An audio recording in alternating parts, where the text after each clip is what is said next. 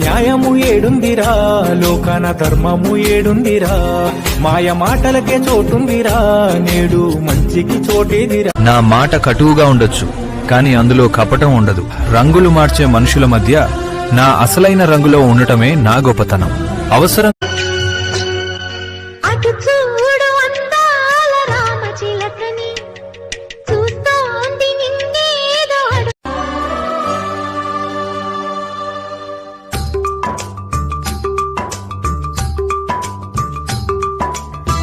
ఆనందంగా ఉంటే ఈ 25 ఆనందంగా ఉంటాడు.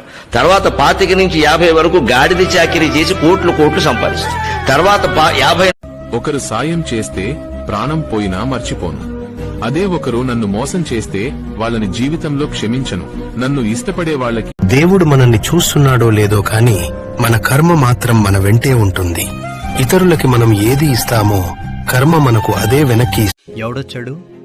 నష్టపోతే ఎవడొచ్చాడు? నువ్వు పాడైపోతే ఎవడొచ్చాడు? మంచంలో రోగంతో పడిపోతే ఎవడొచ్చాడు?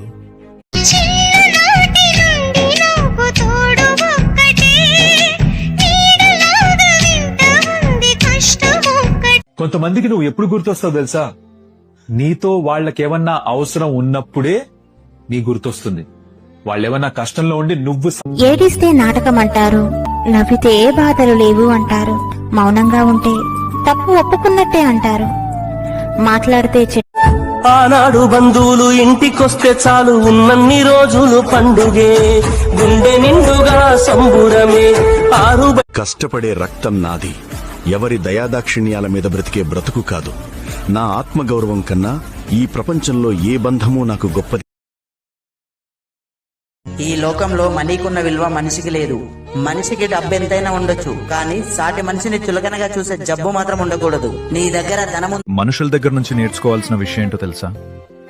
ఎవరిని ఎక్కువగా నమ్మకూడదు. ఎంత దగ్గర వాళ్ళైనా ఒక లిమిట్లో ఉండాలి. ఎప్పుడు నాకు నటించడం రాదు. కోపం వస్తే కోపాన్ని చూపిస్తా, ప్రేమగా ఉంటే ప్రేమనే చూపిస్తా. మనసులో ఒకటి పెట్టుకుని బయటికి.